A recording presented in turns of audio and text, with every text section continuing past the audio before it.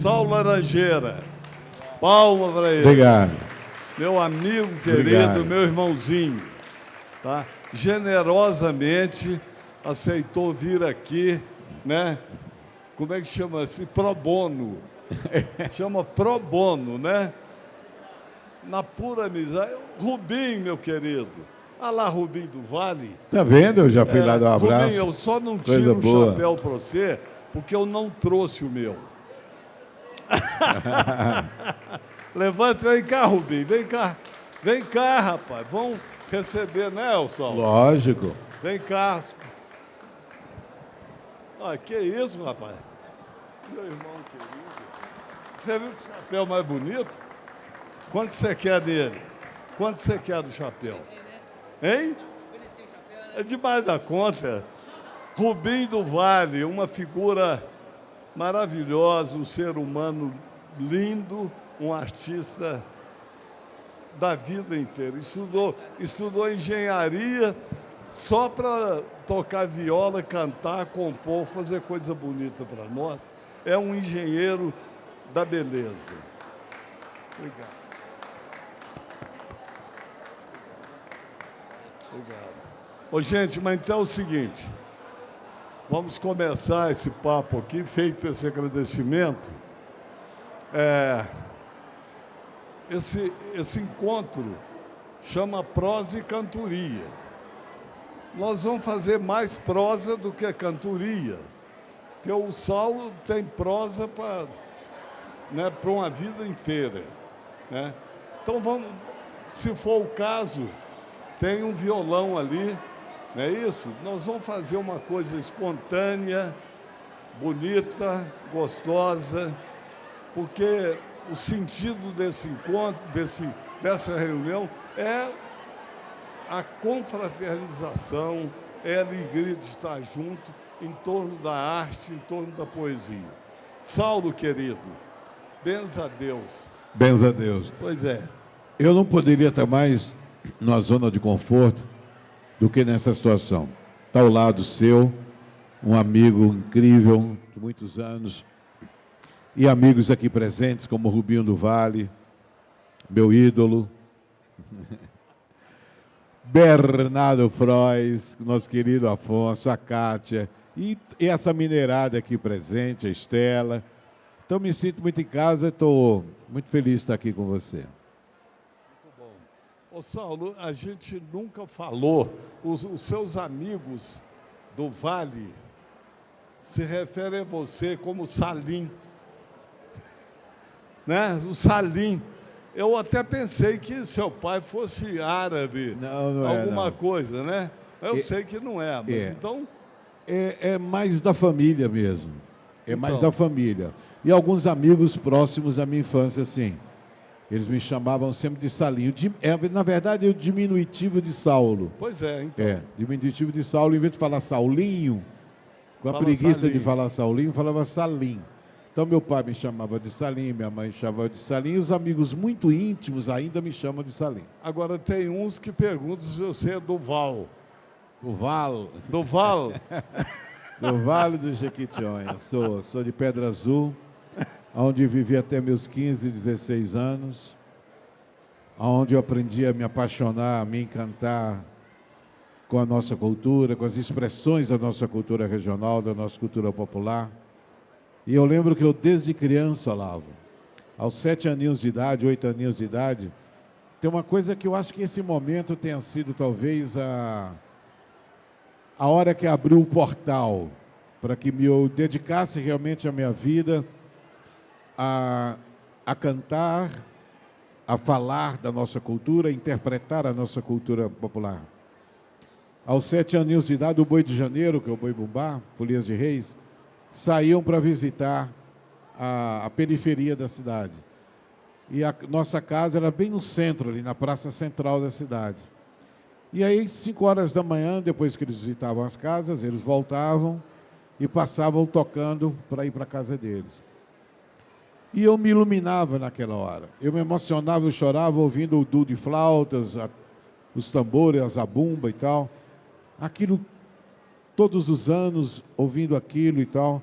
Eu tenho a impressão que foi o momento onde deu start na minha alma, no meu espírito, para que eu me identificasse tanto, para que eu tivesse empatia verdadeira com essas expressões da nossa cultura regional.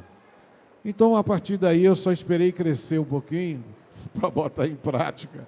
E aí dediquei toda a minha vida em cantar, em mostrar, em falar da nossa gente. Aí foram surgindo os personagens que eu convivi com eles, a maioria, mais os personagens regionais, eu tive a oportunidade de conviver com eles. E eu lembro que eu comecei a fazer a Véia Messina, eu era cabeludo, cabeludão mesmo, magrinho, 16, 17 anos de idade, 18 anos de idade, eu fui para o Rio, depois fui para São Paulo e eu já fazia a Véia Messina. Você saiu de casa com 16, 16 17 anos? E foi morar como? Eu vim para BH, fiquei 4 anos aqui estudando, já fazendo um pouco de teatro, fui para o Rio, fiquei 5 anos no Rio, na época de ouro do Rio, cheguei a ver Vinícius de Moraes, a Ipanema, Tom Jobim, era um mundo diferente, era um outro Rio de Janeiro. Depois fui para São Paulo, onde tudo começou, onde eu fundei o Centro de Cultura Flor da Laranjeira, na Alameda Santos, fiquei lá 8 anos com esse projeto, onde todos esses artistas da área regional, como Renato Teixeira, Almi Sater, Grupo Tarancon, e todo o pessoal que vinha do Nordeste, Geraldinho Azevedo. Mas peraí, essa turma toda frequentava esse ambiente. Você está indo lá para frente, mas tem uma coisa importante, que é o lugar que você morava, não é? O lugar que você morava ia ser... Como é que você ficou lá, que você mudou o uso do lugar e fez um contrato, e etc. Isso é uma história de empreendedorismo, de quem é encantado, romântico com a vida. Essa casa que se tornou um grande centro de cultura, muito conhecido na época em São Paulo, disputado, Geraldo Vandré frequentava lá, Elomar frequentava lá, repentistas do Nordeste iam para lá. Foi daí que nasceu o Saulo Laranjeira mesmo, nesse ambiente que se chamava Flor da Laranjeira. Era uma pensão. Eu morava numa pensão. A pensão chamava Flor da Laranjeira? Não, pensão chamava Pensão do Seu Alcides. Ah, tá. Pensão do Seu Alcides. E aí eu morava nessa pensão, numa vaga. Não era nem num quarto, não, numa vaga. É uma vaga no quarto. Uma vaga no quarto. É. E aí... Já estava bom, né? Já estava ótimo. Já estava para... Aí o doutor Alcides, o senhor Alcides, falou que ele estava com problema de saúde, meio grave e tal, e que ele ia ia entregar a pensão para o dono do imóvel. E era uma casa grande. Uma casa grande, um sobrado, com várias salas e tal, muito bonito, ali na esquina com a Consolação em São Paulo. Aí eu perguntei para ele, eu já meio sonhador demais, perguntei para ele se ele podia me apresentar o proprietário do imóvel, que era um homem muito rico lá em São Paulo, tinha várias casas daquele nível e tal. E ele falou, sim, apresento. Aí eu fui até a casa de Seu Alcides, lá no bairro Saúde, em São Paulo. Aí eu falei, Seu Alcides, eu sou um gestor cultural, apaixonado pela cultura do Vale do Jequitinhonha, das regiões longínquas e tal. E eu queria montar ali um centro de cultura para vender artesanato, para mostrar nossa arte, nossa música e tal. E ele falou, você tem fiador? Quem é o fiador? Eu falei, não tem fiador. Tem eu aqui, Deus. E aí ele começou a falar da dificuldade e tudo mais. E eu me expressava com muita veemência, com muito entusiasmo, com muita paixão, com muito encantamento mesmo. Eu tinha o poder da palavra. E aí dizendo para ele a importância dessa cultura regional, que apesar de estarmos em São Paulo, mas a cultura de pertencimento ela é importante para manter a nossa sensibilidade aguçada, manter a nossa emoção sempre à flor da pele. O que é viver? É se emocionar. Sem emoção, não faz sentido a vida. E a arte nos permite se emocionar. A cultura é um dos fatores mais importantes para que a gente se emocione. E eu dizendo todas essas coisas para ele e tal, e eu comecei a chorar, ficando emocionado. E ele falou, não, chorar não, chora não. eu vou fazer uma coisa com você. Eu vou assinar, nós vamos assinar o contrato, não vai ser imobiliário, ele tinha um narigão assim. Vai ser aqui, você promete fazer o pagamento todo mês aqui em casa. Eu falei, lógico, todo risonho. Ele falou, então tá bom, então eu vou te alugar. Me alugou essa casa, um sobradão, só com a minha palavra, e aí nasceu a Flor da Laranjeira, onde tudo aconteceu na minha vida, e meu nome Laranjeira vem desse centro de cultura, onde Boldrin ia para lá, Lima Duarte ia para lá, todo o pessoal envolvido com a cultura regional frequentava esse nosso ambiente. E aí nasceu o Laranjeira e nasceu a minha história de sonhador. Maravilhoso, tá vendo? E no fundo do baú, né? Pouca gente sabe isso. Isso é uma revelação, né? Uma homenagem da Bienal a vocês para tirar esse tesouro do baú do Saulo, onde ele começou, onde tudo começou, né? Olha que maravilha. Você vê que o que sustenta a gente, né? Né, Bernardo? Hein? É ou não é? Ah, pois é, ué.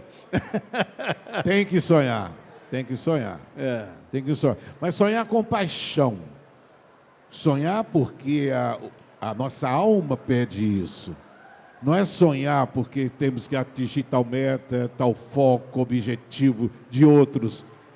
Se a gente não tiver empatia com o nosso sonho, não adianta sonhar. Tem que sonhar com aquilo que a gente ama, que a gente acredita, que a gente vive com toda intensidade. Aí as coisas vão acontecendo, não é com facilidade, as coisas vão acontecendo sem explicação. E foi assim que aconteceu a minha vida. Antes de estar nessa casa, antes de criar essa casa, eu já vendia artesanatos na Praça da República, lá em São Paulo. E só podia expor as peças e tal quem fosse artesão. Mas eu com a minha verba, essa minha lábia de mineiro, consegui. Eu falei, não, eu vou montar, naquela época era slide, eu vou mostrar slide como se faz as peças e tal. É uma coisa muito densa, muito profunda, muito bonita e tal.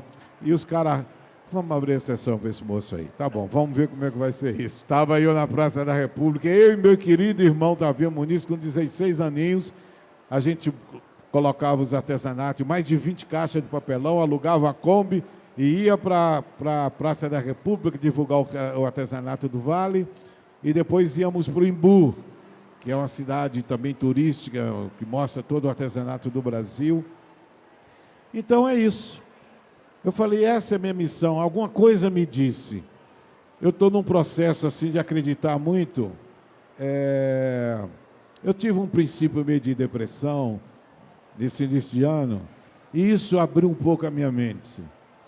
E aí, procurando ajudas, eu comecei a perceber que essa história de mentores, que nós temos mentores, todos nós temos mentores espirituais que estão à nossa volta. E isso é muito sério, é muito importante, e é nisso que eu estou me apegando muito, apegando nessas entidades e tal, que me fazem reconhecer a minha caminhada, o meu estradar. E isso está me fazendo muito bem. E agora eu posso falar disso com muita tranquilidade. Eu sempre fui meio espiritualista, sempre gostei muito e tal, mas eu nunca me envolvi totalmente na prática. Eu sempre imaginava assim, um dia eu vou me dedicar àquilo. Meus personagens são meio incorporativos. Até o João Brenar, aquele vagabundo lá da praça, até ele é meio incorporativo, porque eu coloco ele no automático. Carlos Alberto não conhece, tem um texto ali e tal, mas de repente eu solto ele de tal forma que todas aquelas brincadeiras que ele faz, aqueles intervalos, as caretas, levantar e tal, tudo é coisa do momento, tudo é coisa que vai surgindo muito naturalmente, espontaneamente mesmo e tal. Então, por conta disso, eu falei, agora eu não estou com mais medo, não. Pode vir meus mentores, pode chegar junto que eu estou inteiro, viu, Afonso? Estou inteiro, pode chegar junto. E é uma coisa muito boa. Ô, Saulo, mas assim, duas coisas. Primeiro, Você disse que a Vera Messina começou lá em Pedra Azul. Você começou a trabalhar. Não, ela começou, na verdade, eu convivi com ela na minha infância. Lá em Pedra Azul? Lá em Pedra Azul. Eu só ficava encantado com ela, mas eu não sabia o que fazer com aquilo. Eu observava, eu já era imitador desde criancinha, eu gostava de imitar as pessoas mais velhas, porque aconteceu uma coisa muito curiosa também na minha vida, que é muito engraçada. Meu pai e a minha mãe recebiam meu avô e minha avó lá na nossa casa. E eu acho que foi o prenúncio das coisas acontecerem, de eu ficar meio admirado com as feições, as características, principalmente das pessoas mais velhas. E aí ficava ali minha avó e meu avô sentados na mesa, e eu brincando debaixo da mesa com o carrinho. Brincando ali, menininho, olhando, vendo a minha avó toda enrugada, meu avô. E eles tinham uma mania, gente, que é muito engraçada. Eles sentavam de frente para o outro, recebiam, oi, compadre, tudo bom? Meu avô tirava o chapéu, botava no colo. E aí eles ficavam 5 minutos, 10 em silêncio. A visita do meu avô, do meu avô. Ficava em silêncio lá. Lá para as tantas, depois de 10 minutos, eu só olhando aquilo. Lá para as tantas, meu avô, parece que vai chover esse mês. Passava, mais 10 minutos no silêncio. Daqui a pouco, meu pai falava, compadre, eu acho que vai chover.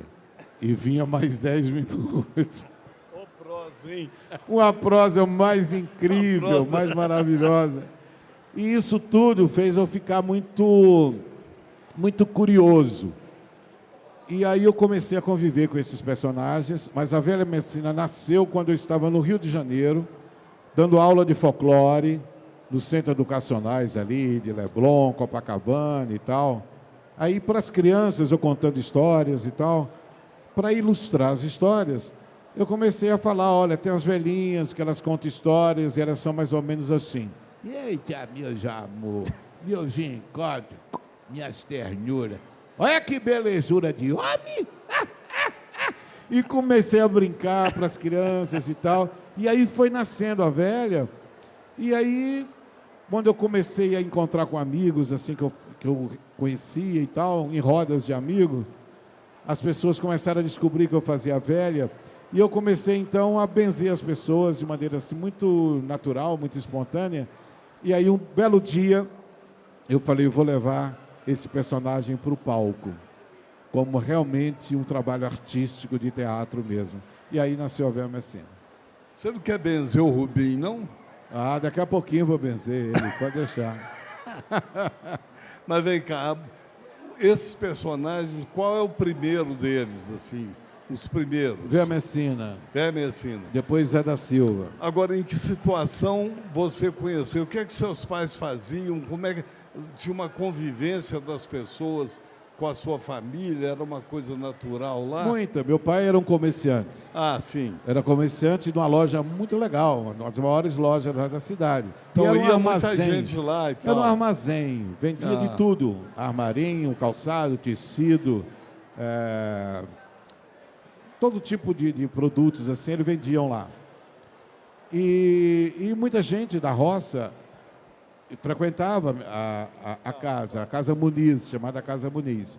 E minha mãe era uma pessoa muito comunicativa, brilhante, uma senhora muito verdadeira, carismática, e tinha um dom do humor também, coisa que o meu avô tinha. Talvez esse meu lado de humorista vem da minha mãe e do meu avô. E ela era muito caridosa, muito caridosa. Na época do Natal, ela fazia, ela e meu pai acolhia as pessoas mais simples, humildes da minha cidade. Eles faziam filas, lembro como hoje, faziam filas e meu pai e a minha mãe doavam coisa para eles, presentinhos e tal, de Natal. Era muito caridosa, sempre foi muito caridosa, muito solidária e tal. E as pessoas procuravam muito minha mãe por isso, as pessoas mais simples. Ela lidava muito bem com as pessoas simples. Muitas pessoas da roça, que ia lá para a cidade, ia muitas vezes na minha casa conversar com a minha mãe. Ela era minha conselheira, ela gostava. Tem uma coisa muito curiosa, olha, não sei se eu estou contando isso, mas é engraçado. Tinha 2 índiazinhas bolivianas, desse tamanhozinho. Bolivianas, Bolivianas. E ninguém sabe como elas foram parar no Vale do Jequitinhonha. Ninguém tem ideia. E elas eram pequenininhas. Mas eram adultas? Eram adultas? Adultas, duas senhorinhas. E o muito curioso, que elas viajavam a pé, não andavam de carro, que tinha medo, e viajavam por toda a região a pé. E tinha uma coisa muito curiosa, que elas tinham a roupa, o vestido, elas tinham 10 vestidos um atrás do outro. Elas botavam a roupa uma atrás da outra, então elas eram gordinhas, mas por causa das roupas. E sabe o que acontecia? A minha mãe, muito apaixonada por essa gente simples, elas adoravam quando passavam por Pedra Azul, que depois ia para Pedra Azul, ficava lá uma semana, depois ia para Almenara e andando. Elas faziam eram andarilhas. Não, viviam como mendigas, de certa forma. Mendigas, sim. Como mendigas. E aí a minha mãe, lá no quintal da minha casa, tirava as roupinhas delas e dava banho nelas. Catava piolho e brincava com elas. Elas riam, se divertiam e tal. E eu lembro disso, criança, vendo essa coisa da minha mãe, o desprendimento que ela tinha de lidar com essas pessoas. E tudo isso me impregnava, dessa verdade da mãe, de alguma forma me impregnava, porque ela se identificava tanto com isso.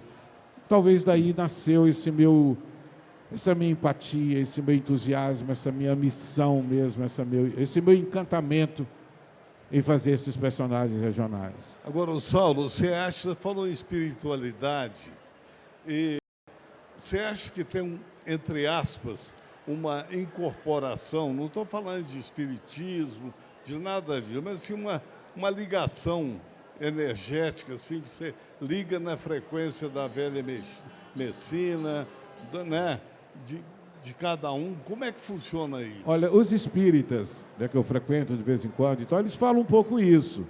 Não é uma incorporação mediúnica, sem dúvida alguma não é, ela é totalmente artística e tal, mesmo porque eu vou orientando eles e tal, tem texto, tem uma série de coisas que eu tenho que estar muito atento e tal.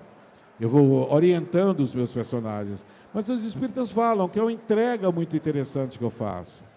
E é de certa forma, eu acho que todo ator, quando faz um personagem de verdade, mesmo esses artistas hollywoodianos maravilhosos, esses filmes incríveis, que você vê esses Marlon Brando, esses agora atuais, o Brad Pitt, esses artistas, Leonardo DiCaprio, esses artistas, quando eles estão trabalhando com um personagem muito denso e tal, não deixa de ser, de certa forma, uma incorporação.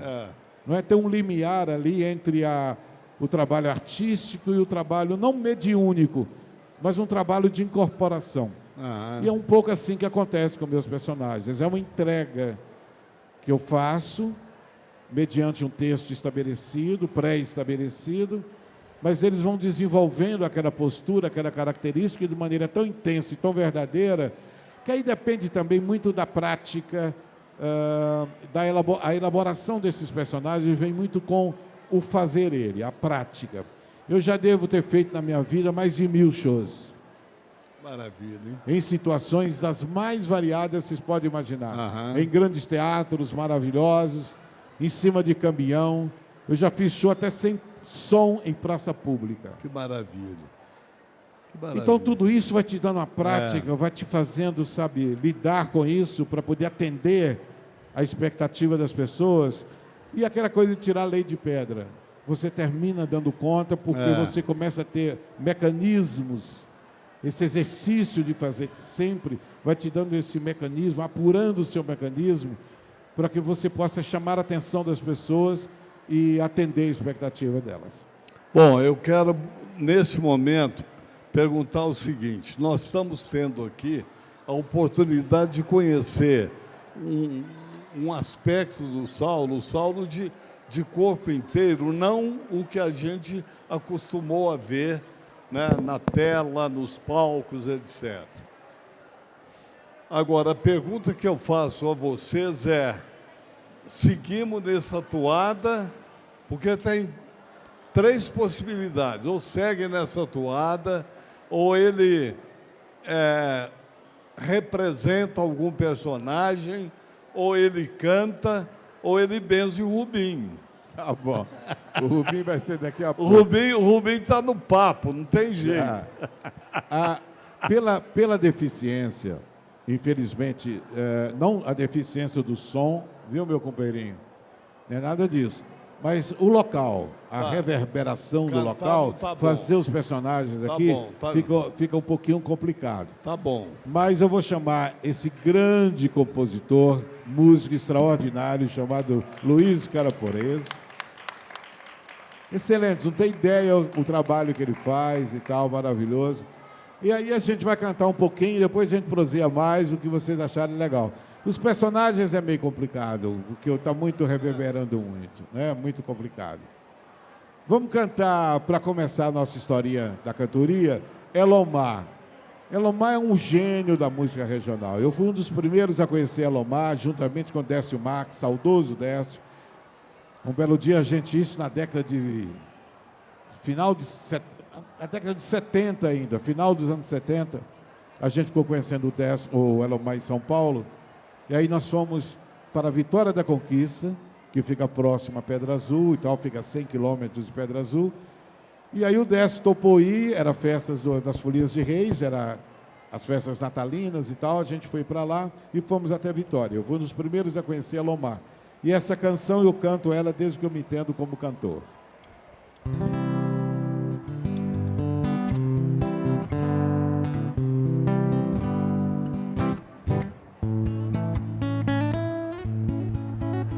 Josefina, sai cá fora e vem ver. Olha os forros rameados, vai chover. Vai trimina, reduzindo da criação das bandas de lá, do Rio Gavião, Chiqueira pra cá, já roncou trovão. Quem conhece aí, canta comigo. Futucatuia, pega o catador, vamos plantar feijão do pó. Mãe Purdença ainda não colheu o ai, roxo dessa lavoura tardã. Diligência, pega pano e com balai, vai com tua irmã, vai no pulo só, vai colher o ai de tua avó. Futucatuia, pega o catador, vamos plantar feijão no pó. Lua nova, Sussarana, vai passar. Seda branca, na passada ela levou. Ponta d'unha, lua fina, risca no céu. A onça briçunha, a cara de réu, o pai do chiqueiro, a gata comeu. Foi um trovejo, mas a gaia só, foi tanto sangue de dó. Os ciganos já subiram beira-rio, só damos todo ano, nunca viu. Paciência, já não aguento as perseguição, já sou caco velho deste meu sertão, tudo que juntei foi só pra ladrão. Futucatuia, pega o catador, vamos plantar feijão do pó. Vocês.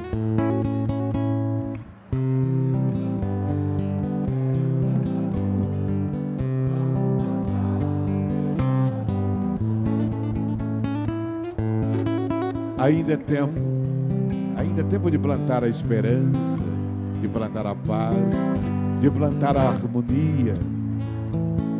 Ainda é tempo. Ainda é tempo de plantar a justiça.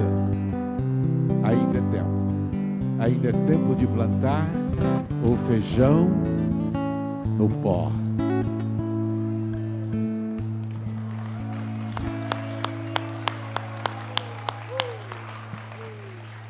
Ô Saulo, agora falando em Elomar, e lá na Casa dos Carneiros?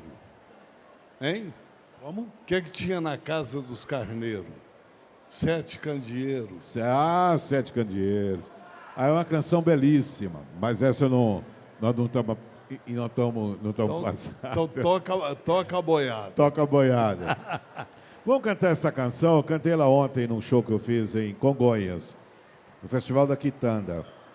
E como essa música tem um poder de emocionar, tem um poder pela força da poesia. O Renato Teixeira e o Almir Sater foram muito felizes quando compuseram essa canção. Muito felizes. Ela se chama Tocando em Frente.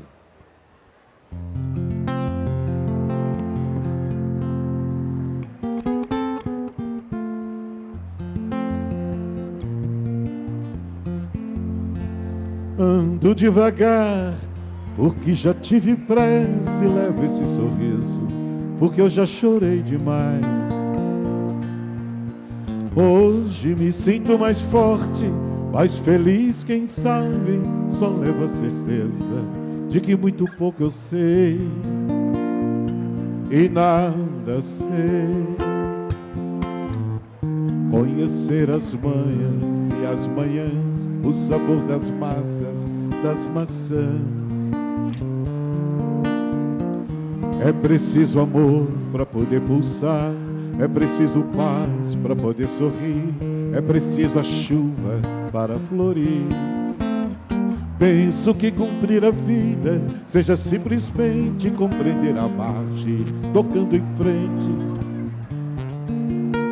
Como um velho boiadeiro, levando a boiada, eu vou tocando os dias. Pela longa estrada eu sou, estrada eu vou. Conhecer as manhãs e as manhãs, o sabor das massas, das maçãs. É preciso.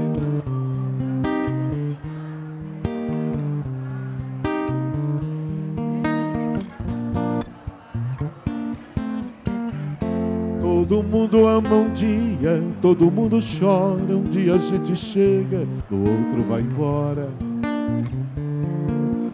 Cada um de nós compõe a sua história e cada ser em si carrega o dom de ser capaz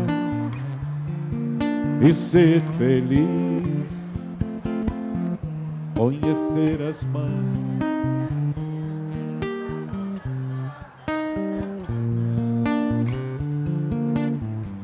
É preciso amor para poder pulsar, é preciso paz para poder sorrir, é preciso a chuva para florir. Todo mundo ama um dia, todo mundo chora, um dia a gente chega, o outro vai embora. Cada um de nós compõe a sua história e cada ser em si carrega o dom de ser capaz e ser feliz, e ser feliz, e ser feliz, e ser feliz. Aí na mesma toada, ainda é tempo de plantar essa palavrinha de 4 letras.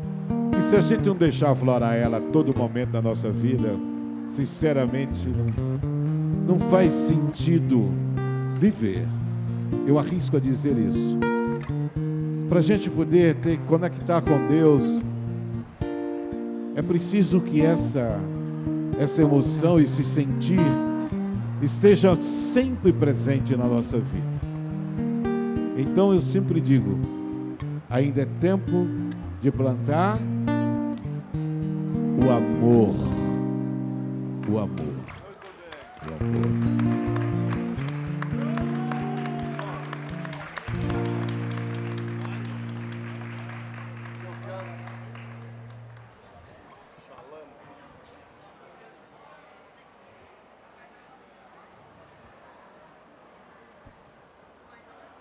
A gente não passou. É porque hoje a gente veio aqui para fazer... É do Marizão. Da Xalana. Tá bom. O Olavo vai contar a história da Xalana, com uma música linda, maravilhosa, gravada também a Xalana, que a gente vai ouvir outra hora, em outro lugar, mas que todos nós conhecemos, tem uma história incrível, que é uma composição do Mário Zan, que era um cara que tinha um acordeão enorme, uma sanfona, devia ser 80. Ele trabalhou muitos anos com a Inesita Barroso. Inesita Barroso. Muitos anos. Fez a música do quarto centenário de São Paulo, tá?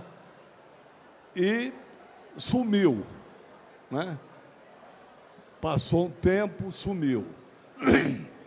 Eu tenho um amigo querido, do tempo de juventude, Humberto Pereira. Humberto Pereira foi frei dominicano, depois virou jornalista, depois fundou o Globo Rural. Primeiro a revista, depois o programa. E foi diretor do Globo Rural durante um tempo enorme. Um dia ele estava lá em São Paulo, no escritório dele, e alguém falou assim: o Mário Zan está aí. Falou, mas o que ele quer? Ele veio com um demo, né? Uma música só de demonstração, como alguém que está começando, que está batalhando a vida e tal. Aí o Humberto falou, não, segura ele aí, agora mesmo eu quero conversar com ele. Chamou o Mário Zan e falou assim, nós vamos fazer um programa com você. Nós vamos te levar no Mato Grosso, você vai contar como é que é a história da Xalana, nós vamos filmar. E foi um negócio assim, super emocionante, e o Mário Zan assim, se reanimou, né? Sentiu valorizado, etc. Passou o tempo. Eles não se falaram mais. Um dia, em São Paulo, no cemitério, no enterro de um artista, que eu não sei quem era, Humberto encontra o Mário Zan de novo. E, olhando os túmulos, ele viu que tinha um túmulo muito abandonado. E aí perguntou, quem que é Maria Domitila e tal, e tal. O Humberto foi lá e falou assim, é a Marquesa de Santos, que foi uma mulher, foi amante de Dom Pedro I, foi uma mulher poderosíssima. Ele falou, mas como é que uma mulher dessa, o túmulo dela está abandonado assim? Por que que não... Ele ficou revoltado com aquilo e assumiu o cuidado com o túmulo da Marquesa de Santos. Mandou arrumar, quer dizer, ele nunca nem sabia de Marquesa de Santos. Olha que coisa impressionante, como é que o acaso, quando você fala acaso, dá para pensar, né? Porque a palavra coincidência é mais incidência, quer dizer, a incidência de duas coisas, não é? Simultâneas, mas não basta isso. Quando fala em... não quero dar aula de nada, mas vem no pensamento, vai para a boca e vai para os ouvidos, desculpe qualquer coisa. Mas porque muita gente enche a boca falando sincronicidade, sincronicidade. A sincronicidade não é apenas a ocorrência de duas coisas simultâneas. É preciso que elas sejam significativas para alguém. Hoje, na minha fala ali atrás, eu estava acentuando isso. A leitura do mundo, a escuta do mundo, a percepção do mundo. Então, deve acontecer, pela lei das probabilidades, milhares de coisas ao mesmo tempo que ninguém percebe. Então não é nada, é como se não fosse nada, não vem para o mundo real. Ou seja, nós somos, quando fala que a gente é co-criador, é isso, né? A gente está presente na hora que as coisas acontecem, a gente tem uma relação com elas.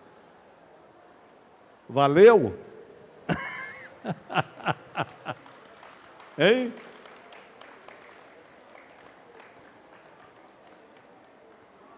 Você podia vir falar aqui no microfone? Vem cá, senão eu não te escuto.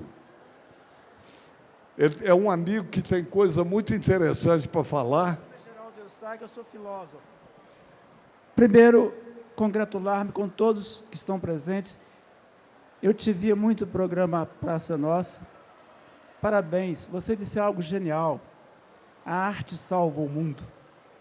Sem arte, como diz Nietzsche, sem arte, o mundo fica um mundo opaco, um mundo sem cor, um mundo que não exprime verdadeiramente quem somos. E você disse agora coincidência, incidência com, não é? Maravilha a tua compreensão e a tua percepção da realidade. Então, eu sinto-me profundamente gratificado estar aqui conversando com vocês. É singular a presença de pessoas tão geniais, tão simples e que exprimem com autenticidade a sua verdadeira arte. Fantástico, eu estou imensamente feliz, imensamente agradecido de estar aqui diante de vocês. Muito grato. Obrigado, boa sorte para você.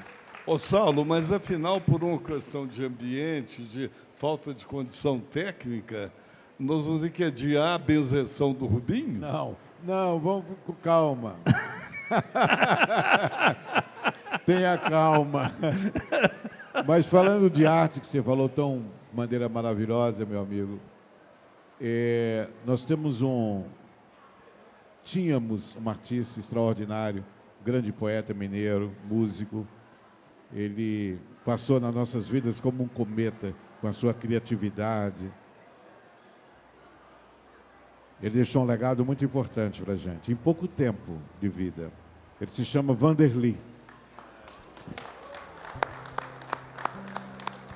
E eu sempre procuro lembrar do Vanderly em qualquer situação. Então, vamos cantar uma canção do Vanderly.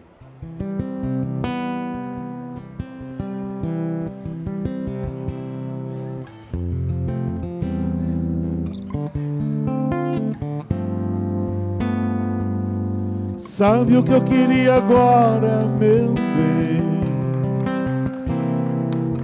Sair, chegar lá fora, encontrar alguém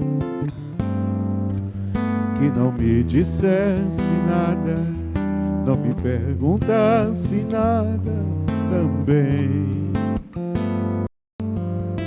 que me oferecesse um colo, um ombro, onde eu desaguasse todo desengano.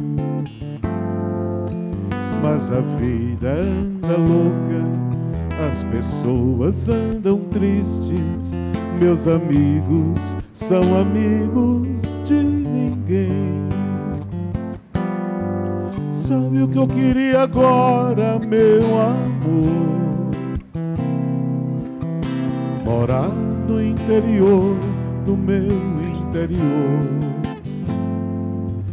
pra entender por que se agridem, se empurram pro abismo, se combatem, se debatem sem saber. Meu amor, deixa eu chorar até cansar, me leve pra qualquer lugar aonde Deus possa me ouvir. Minha dor eu não consigo compreender, eu quero algo pra beber, me deixe aqui, pode sair.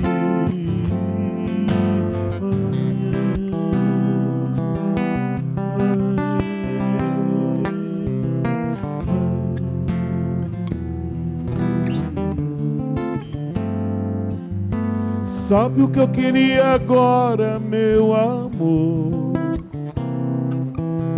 Morar no interior do meu interior, pra entender por que se agridem, se empurram pro abismo, se debatem, se combatem sem saber. Meu amor, deixa eu chorar até cansar, me leve pra qualquer lugar onde Deus possa me ouvir. Minha dor eu não consigo compreender, eu quero algo pra beber, me deixe aqui, pode sair.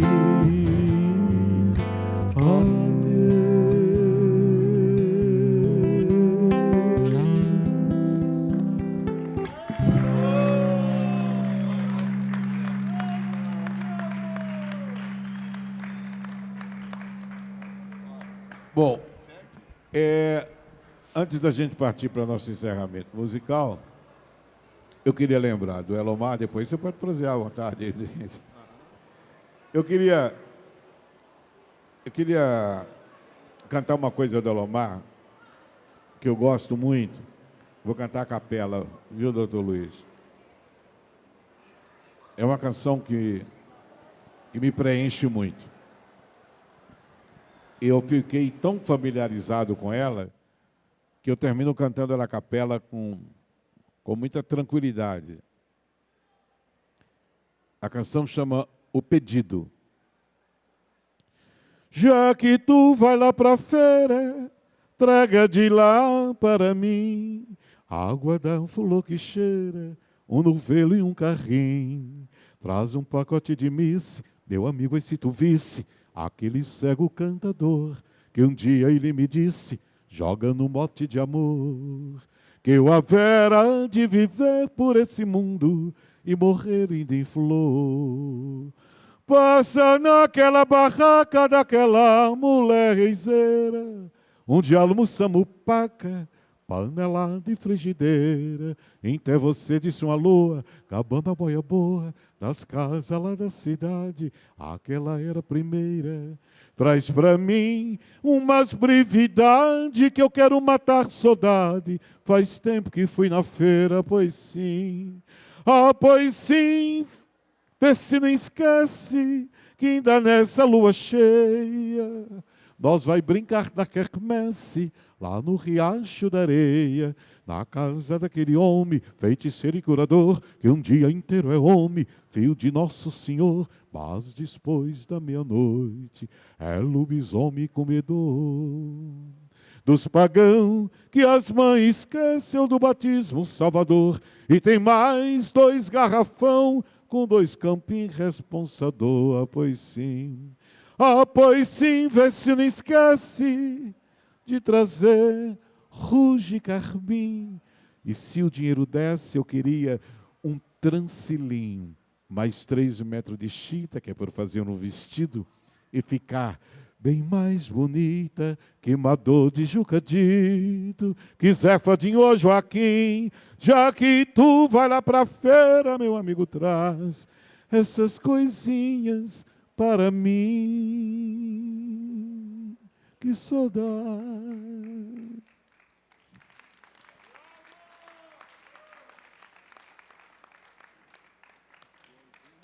Agora, o senhor toma conta aí do assunto. O que o senhor preferir. Para depois a gente cantar uma canção muito linda que eu gosto muito, queria que vocês cantassem comigo para a gente encerrar essa nossa prosa.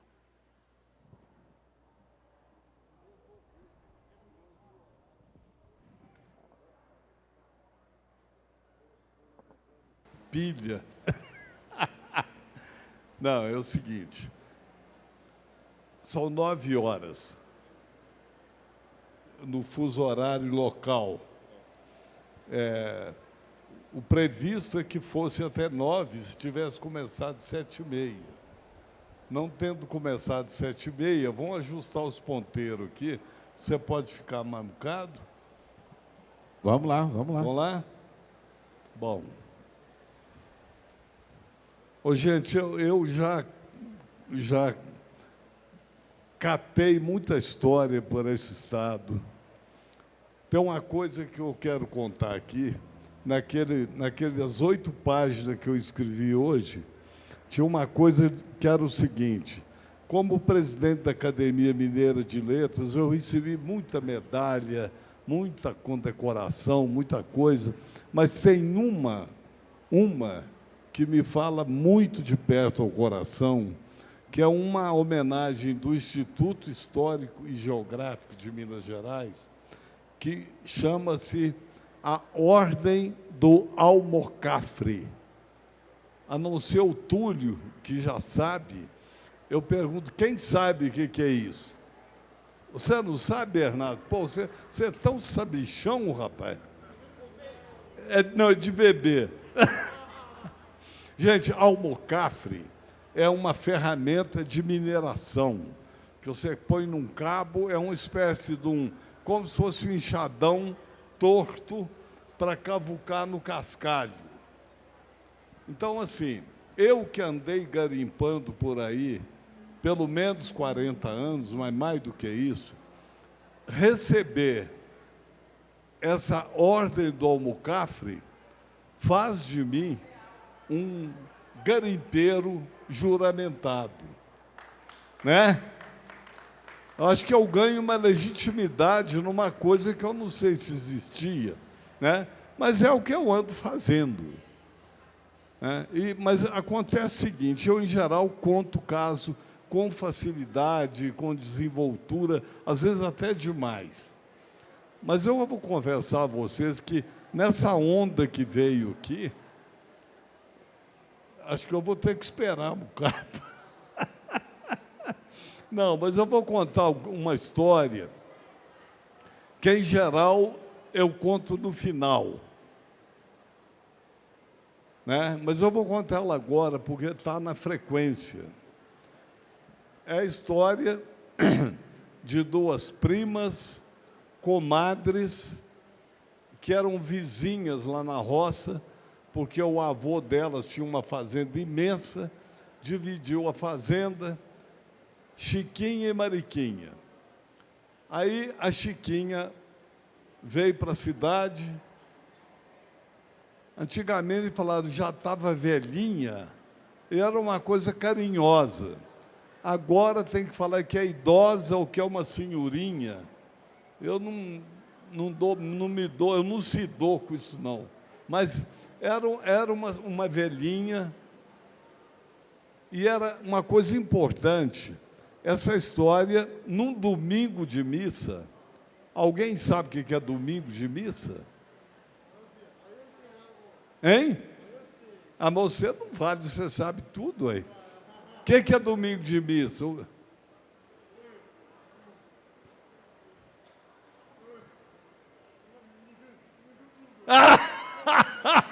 Você chuta com os 2 pés, sem olhar para onde é que você está chutando, rapaz. Ô, Bernardo, domingo de missa quer dizer o seguinte, que é uma coisa excepcional. Comumente, os domingos são sem missa. Quer dizer que não tem padre no lugar, rapaz.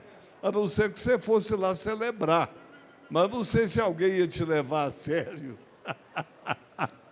Bom, mas então é o seguinte.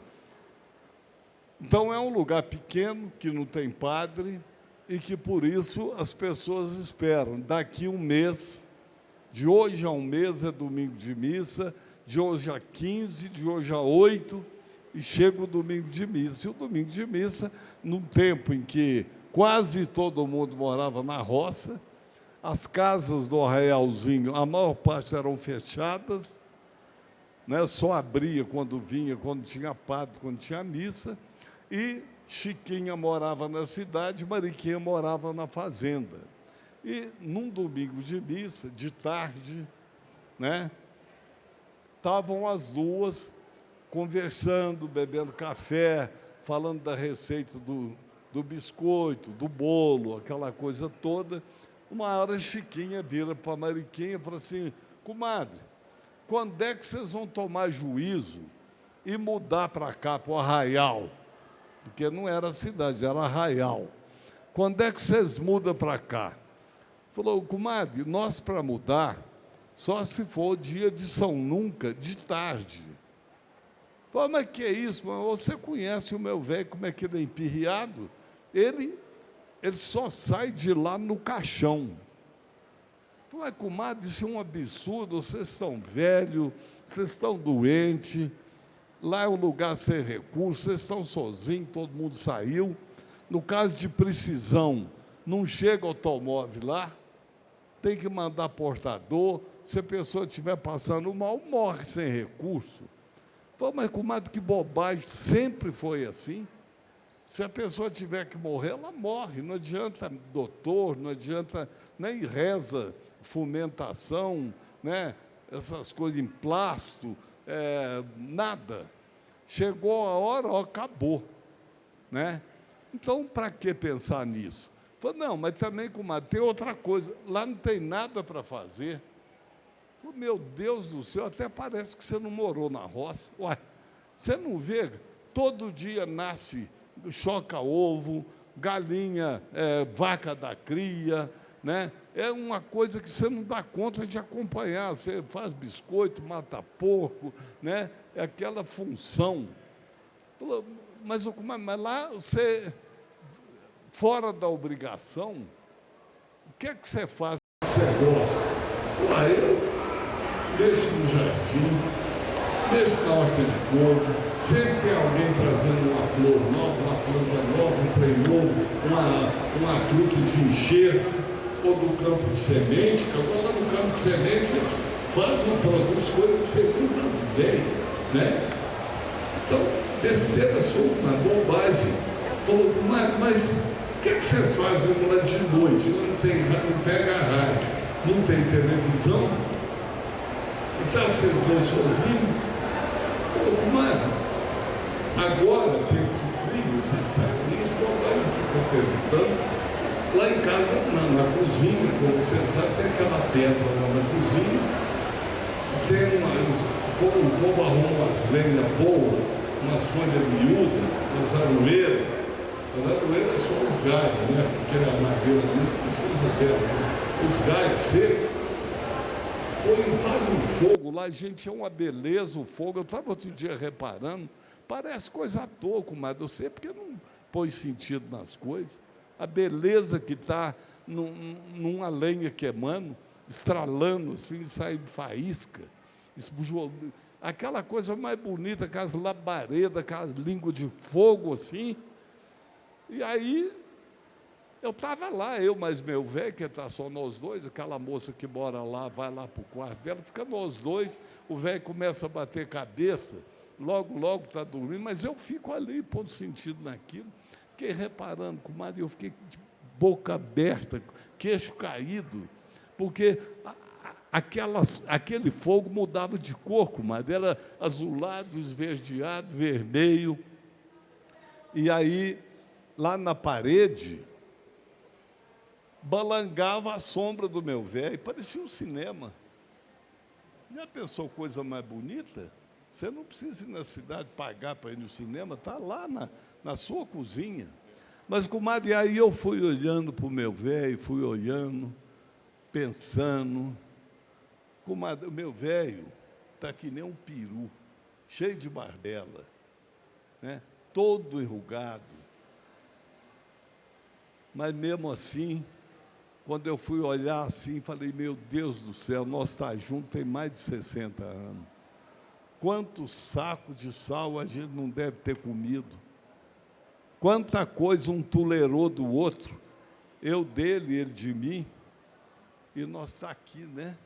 Graças a Deus, tem filho espalhado por esse mundo todo, cheio de parente, uma beleza, né? Mas aí, comadre, eu fiquei pensando nessas coisas, fui lembrando os princípios difíceis, como é que a gente foi rompendo, chegamos aqui, graças a Deus, né? Aí eu olhei para ele, comadre, você não vai rir de mim, não. Mas eu olhei e falei, gente, esse velhinho ainda está bem bonitinho. Falou, ai, comadre, mas é assim mesmo, ele te apanha amor nas pessoas. Elas ficam bonitas, mas nós mesmo não está grande coisa e nós não estamos aí. Mesma coisa, né? flaco, mas isso é dia de semana brabo, de noite, lá no serão, lá na roça, naquele ermo. Porque domingo de missa, com a igreja topetada, meu velho, coitado, quase não realça. Muito bom, muito bom, muito bom. Muito bom. Tem um poema de um grande poeta paulista do século passado, Inho Bento. Ele diz uma coisa tão bonitinha, tão linda. Ele diz assim: feliz de quem tem boca para falar. É tão gostoso a gente conversar, falando, conversando, se entendendo, numa prosa direita, a vida inteira se enfeita, que nem as plantas quando está florescendo. Quando a gente conversa sem brigar, tudo que a boca junta para falar, o pensamento adoça com melado. Açúcar ou rapadura de cana bem madura, que de tão doce fica até enjoado. Caboclo bom do meu sertão. Quando ele trabalha é o mesmo que uma reza, que o machado, que a foice e a enxada vai rezando. Quando ele está plantando, Deus fica abençoando. A disfarçada, às vezes, num passarinho. A roça que vai ser mais tarde um miará, canaviá, roça de feijão, roça de milho ou de qualquer plantação. Quando o milho já está granando nas espigas, o vento intermode e canta.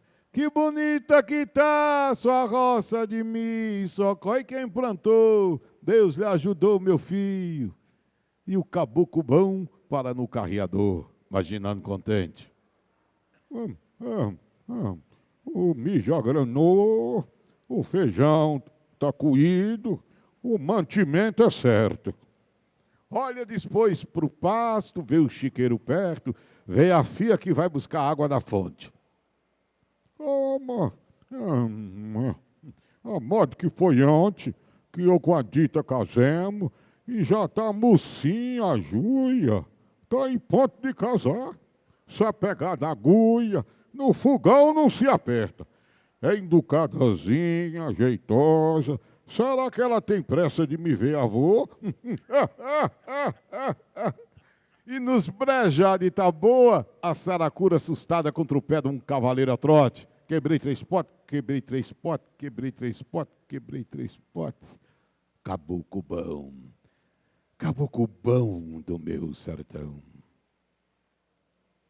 Amor, por que eles fazem tão pouco de nós? É hora de mostrar para o mundo inteiro que nós somos de vera brasileiro. O Brasil agora tem que fazer que nem os pais, quando junta a fiarada toda. E vai dar para cada fio empreitada. E falar como quem não precisa pedir. Não carece roubar. Não carece enfiar a mão no saco dos vizinhos mais fracos. O Brasil é grande, como grande é a nossa fé. Que um dia o brasileiro, todo brasileiro, possa plantar a semente da justiça, a semente da paz, a semente do amor, a semente da compaixão, a semente da alegria. Que assim seja, meu Brasil.